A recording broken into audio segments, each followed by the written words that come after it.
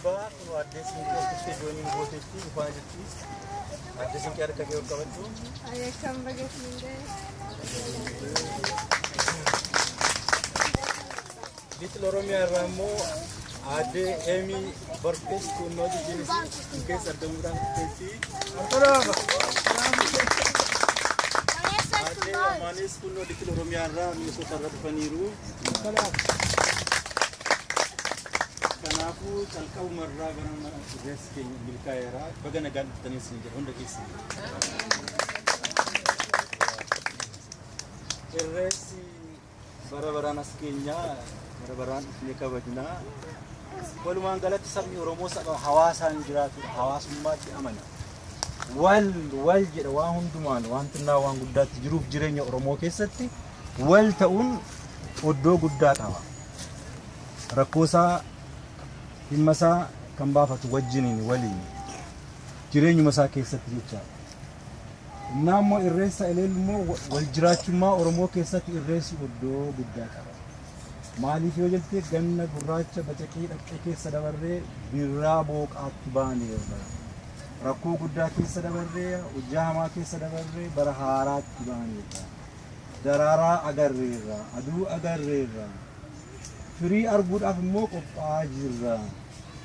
Irreessi Oromoodhaaf abdii baatee deema. Abdii jiruuf jireenyaa baatee deema. Gara fuulduraatti firii agarra. Gara fuulduraatti raadaatti dhala. Sangootatti boqonnaa argata. Ilma namaatti boqonnaa argata. Yeroo ilmi namaa jireenya isaa mi'aa itti jiraatu birraa waan ta'eef irreessa akka waan guddaatti kabajna. Kanaafuu irreessa baranaatiif isin ga'uu isaati baga gammaddanii. Kan biraa kanin haasawuu barbaade irreessa baranaa kabajnu ani karaa kootiin akka nama tokkootti irreessa baranaa akka addaatti adda anaaf waan addaadhaan argee barana. Maaliif bara kana keessatti ilmi namaa Oromoon saba akka tokkootti iddoo tokkotti deebi'ee rakkoo isaa hin iddoo tokkotti deebi'ee rakkoo irratti diinaan aggaamame hundumaa iddoo tokkotti dhaabbatee hin morme duwwaa miti hin injifate addunyaanis nu dhaga'ama. Addunyaanis nu dhaga'e waan ta'eef barri kun anaaf irreechi barana irreecha galata waaqaaf itti galchuu qaba. Irreessa nu uumeef waaqa nu uumeef uumaa keenyaaf bara galata itti galchinu ta'uutu irra jira. Irreessi kan hunda keenyaaf irreessi Oromummaa keenya eenyummaa keenya itti haggaamame waa'ee irreessa innaa kaafu argineerra hundummaatti. Har'uma ishii har'aa kana yoo ilaaltan magaalaa biyya alaa keessatti gara magaalaa 12 kan har'a gabaa jiran amma ishii ammaa kana dhufana jechaadha. Kuni injifannoo guddaadha. Oduu baay'een dheeressu waan xinnoo tokkoon deebi'ee dubbadha. Bara jireenya akka biyyatti jiraanne kana keessatti waggaa dhibbeeffachuu dabarsee kana keessatti mootummoonni aggaaman jiru balleessuu lafarraa balleessuu Minilik yaaleera. Haile Sillaaseen lafa irreessi irratti godhamu hundumaa ciccireetti shumaamoota tasaatii hiree akka dhaabbatu godhe yaaleera. Abbaan irree Mangistuu Hayilamaariyaam Moosirii seera baasee irreessa hin kabajina jedhee seera baase karaa kaadiroota isaanii. Kan isaan kanaa hin beektu ni uffata aadaa duudhaa keenya ulfoo Oromoo sibiilaan rukutanii caccabsan. Uffata keenya ijoollee durbaa uffata aadaa uffatanii deeman irratti tarsaasan hirreeban.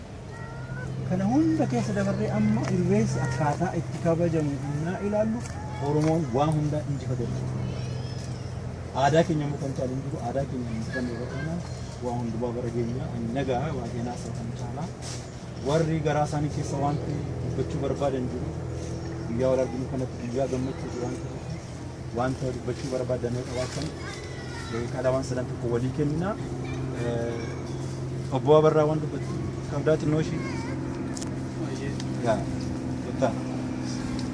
baga ayyaana kabajamaa dhugaa jira duraan dursee Kaansula waan inni jedhu kan dura waan jedhee tokkoon qaba.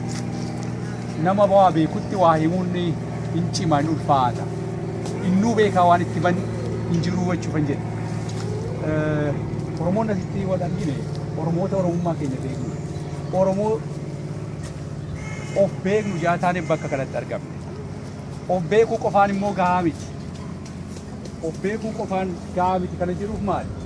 Kanneen of hin beeknillee of beeksuun immoo waan duraa eegamuu fi dirqamaa fi imaanaadha jedhee ilaalaa fannisa. Kennaan kana jedhu maali? Ayyaana Irreechaa kana irratti yoo fudhanne ayyaanni Irreechaa kun ayyaana Oromoon qabu keessaa isa guddeessaaf isa tokko hundeedha.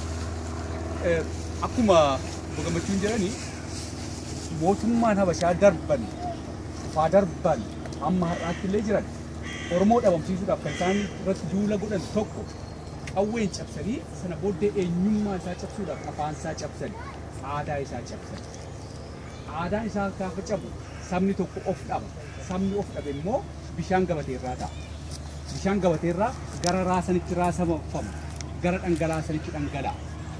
Akka inni kana ta'u hawwanii jechuudha jirjiiruun ni keenya. Egaa waaqa Oromoo ammas galanna ga'u Oromoon akka isaan hawwan sanan ta'ani bishaan gabateerraan ta'ani. Saaba ta'uu isaa haalani saaba biyyattii keessatti sabni hin jiru jechaa turani. Sablammii malee sabni hin jiru. Kuni gaaffii abbaa mirgaa Oromoo kaasu dhaamsuudhaaf saba miti taanaan gaaffiin akka sabaatti gaafatu hin jiru jechuu barbaadan. Sabni immoo jiraachuudhaaf sabni kan ragaan jireenya saba tokko afaan isaa jiraachuu, aadaan isaa jiraachuu akka sabaatti hawwaliin qabu tokko qabaachuu danda'u. Kana keessaa tokko gaarra kan argaa jirru utuu diinni balleessuudhaaf gaggaamu kan dagaagee kunooti.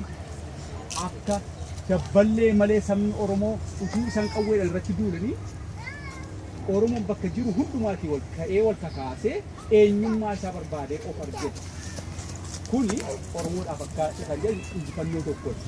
Nurratti immoo akka kanaan of argine ammas imaanaaf dirqaman nurra jira. Wal barsiisuu, wal cimsuu, isa arganne kana itichuudhaaf. Diinni kana caala irratti hojjechuudhaaf dhama. Isa qawweedhaan dhama'e karaa kan biraa diiguudhaaf dhama. Akkuma kana dura deemu kutaan addaan qoodu, amanteen addaan qoodu, kan isaan godhin hin jiru. Sanarra qaxxaamuraa jirraati. Qaxxaamura kana kan dhugaa taasisnee hundeedhaan jiraachisuudhaaf immoo akka Oromootti irra jiraachuu barbaachisaadha. Yennaa kana jedhu irreessi maali? Kan jedhullee gaaffii adda addaa kaasuman.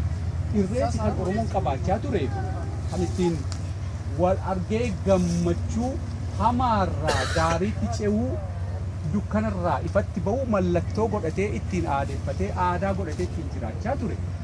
Kan hundee uummatichaa waliigalaa tokko taasisu. Kaabaa kibbatti bahaadiyyaatti akkuma argitan irreessa kabajata Oromoon. Barra diinni irratti duulee balleessuudhaaf dhama'e ciccitteellee haa taatu malee bakka bakkatti irreetti ni jira. Har'a immoo haala wal fakkaataa wal qabataa ta'een akka amma arginu kanatti dagaagaa jira. Kana dagaagsuun nurraa eegama. Kun aadaa Oromoo nuyi tiksachuu qabnu, dagaagsachuu qabnu, guddisachuu qabnu. Kaabaa kibbatti bahaadiyyaatti dhiiraa dubartii amantee kamiinuutu addaan waliin qoodin kan akka Oromootti waliin bira dhaabbannee Oromummaa keenyatti mul'isnu nuyi Oromoodha jennee diina birattis fira birattis sammuu ol qabannee ittiin argisiisuu dandeenyu. Han Oromoo tokko taasisu Orma sanarraati kan adda nu taasisu tokko irreecha nuyi kabajachuu kanadha. Kana argisiisuu danda'u nurra jira ilmaan Oromoo. Kanaafiyyuu kana caalaa waan nan jedhu hin qabu. Narra beektu jedhee dabdadda. Wal yaadachiisuu mafan dubbadde na hofkalchaa irreecha milkiin of ta'u. Akkuma bareedu kanatti mucaa keetiin waa lamaan tokko irra baasuu barbaadamu attam elmi moo Fannoo deebinee waan isaaniillee taphattu.